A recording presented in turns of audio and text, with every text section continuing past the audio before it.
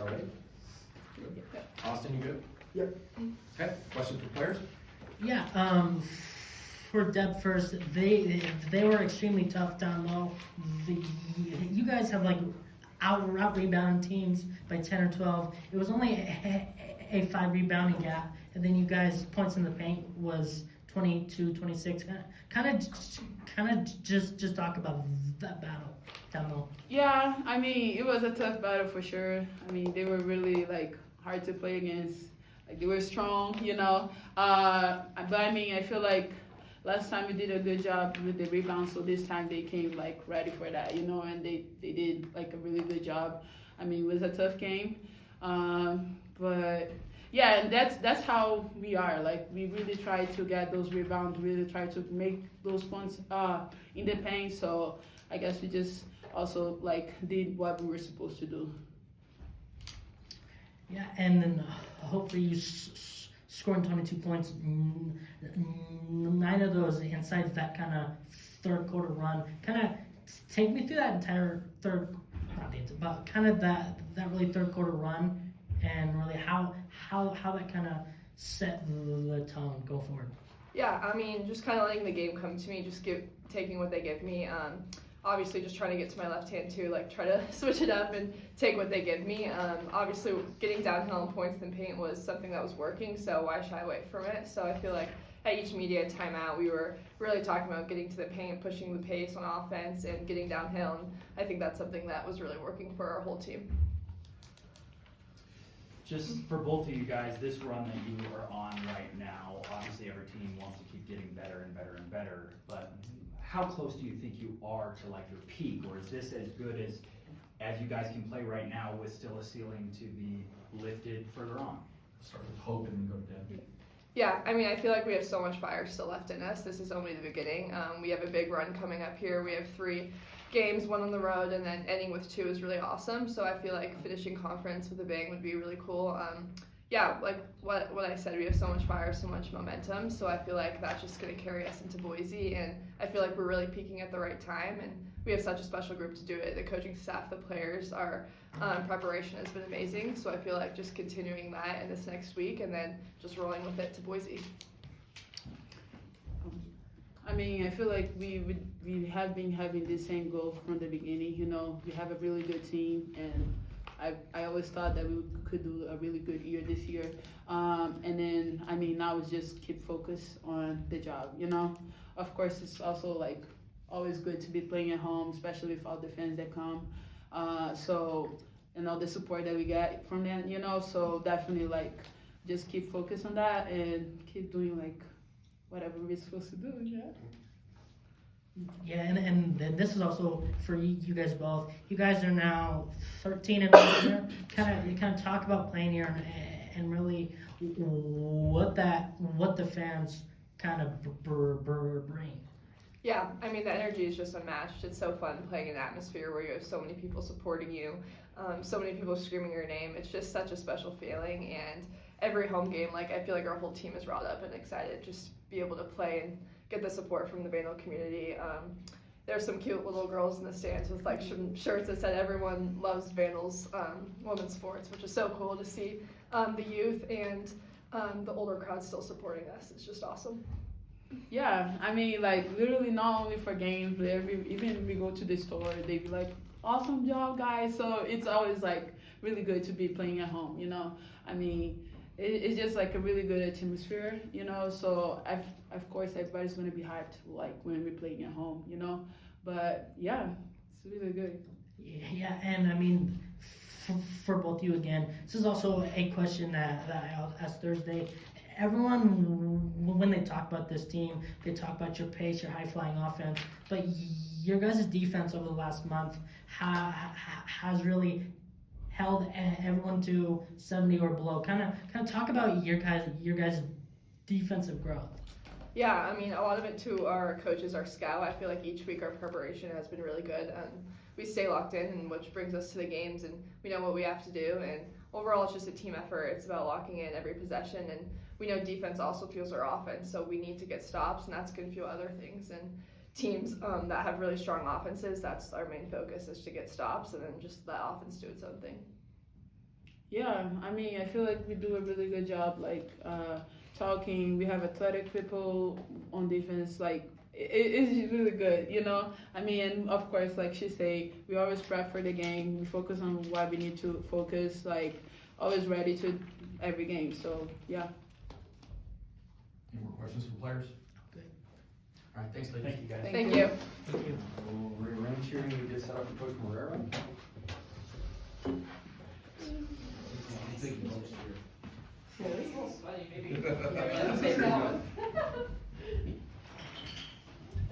All right, we'll give Coach a chance to get settled, have the opportunity to make an opening statement, and then we'll open for questions after that. Yeah, I mean, a really good game. All credit to Coach Calhoff and Sac State. He had them ready to go. We knew after how we rebounded the first game, having 26 rebounds on their home floor, they're going to be ready for that side of it. And I thought it was a physical battle. They're always a hard team for us to play because I feel like they have two really good perimeter defenders that can kind of guard Kieran Hope, and then they always have a really big, strong post player that gives Lolo and Deb a hard time. So I was proud of how we responded. I felt like every time they kind of tried to make a run, Hope and Kira made a big play, you know, and they cut down the lead. Kira would hit a shot, Hope would hit a shot, or Kira would get a steal. So that's what championship teams do. So we never kind of let them bring that difference down to 10 points, to 9 points, whatever it was. So it's great effort by the team. Every game matters now. Every game is hard. If our goal is to win the regular season championship and then obviously win the Big Sky tournament. So every game we play, we have to have the same urgency. Questions for Coach? Yes, sir, Coach. Over the last two games, you guys have scored 57 third quarter points. Kind of talk to me about really the last two third quarters and really how have you seen your team to continue to play that way all 4 quarters? I feel like this group is really special because they adjust pretty well during the game. You know, as we're whenever you play somebody, they're always going to have a different game plan, right? They're going to scout us the same way we scout them, and I feel like our girls do a good job of kind of figuring out what they're doing and then adjusting to it. And then same thing with our coaching staff. I mean, before I can go in the locker room, we meet and we say, okay, this is what we got to fix. This is what's working. This is what's not working. And our girls they're so easy to coach. You know, whatever we tell them to do, they make the adjustments right away. You can't ask for anything more as a coach. So I feel like that's part of the reason. And right now they're excited. You know, I've coached a lot of teams, good teams, bad teams, and there always comes a point in the season where they're either excited to win a championship or they're looking forward to the season to be over. You know, and I feel like our girls, they want to keep playing. They want to play as many games as possible.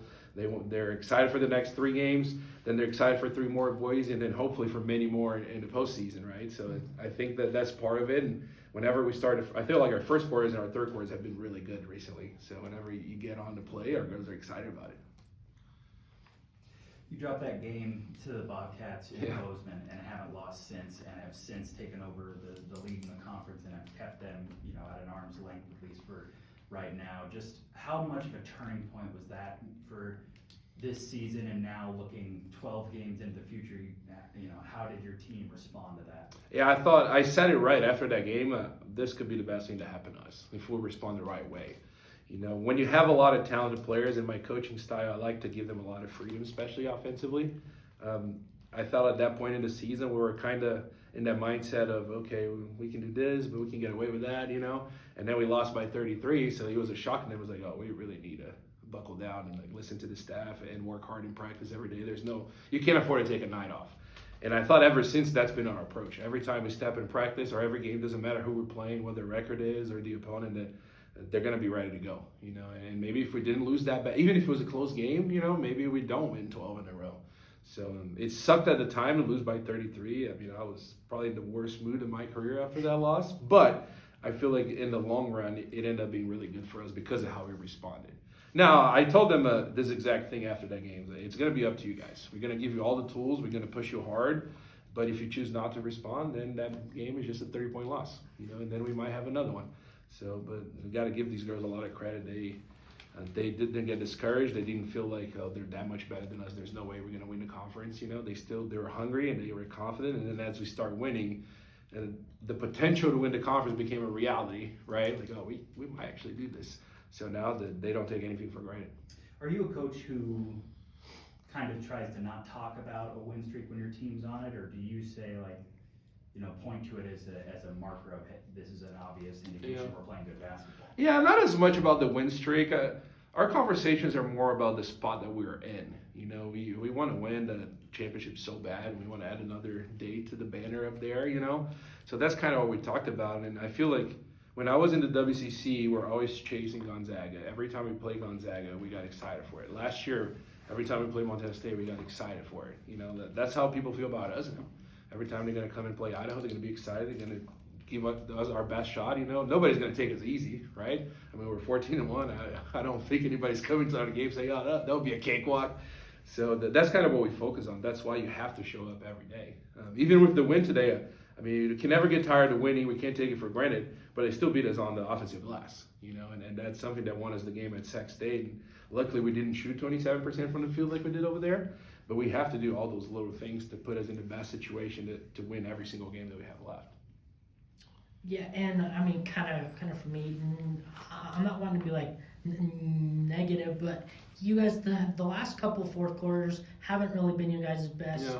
I mean, is that more of you guys are really up so much that you guys are being complacent, or is that something that maybe Sac and Portland State have kind of found something late? Yeah, the last two games specifically, it's been more about game management. I felt like both games we went into fourth quarter with a pretty big lead. Mm-hmm. And we played pretty fast, so the only way to lose a 20-point lead is giving a lot of possessions to the other team. So we kind of intentionally slowed down a little bit, and I think that's probably why it feels like it's buckled down a little. But, I mean, it's all about managing the game. Once we get to a point where you have a big lead, you don't want to lose it, So, and I feel like our girls understand that well. Every shot becomes a little more important. Every mistake has a bigger weight, So we try to limit possession, so we give them less opportunities to come back into the game. And I mean, today you saw it. At one point, I think we're up 22 or 24, and Sac State started to run with us, and they had some success with it. I was like, the only way they're going to come back in this game is if we'll keep shooting the ball quick, give them the ball back, and they keep scoring. So let's buckle down a little bit. Even if we do take last shots or we make last shots, at least we're not giving them extra possessions.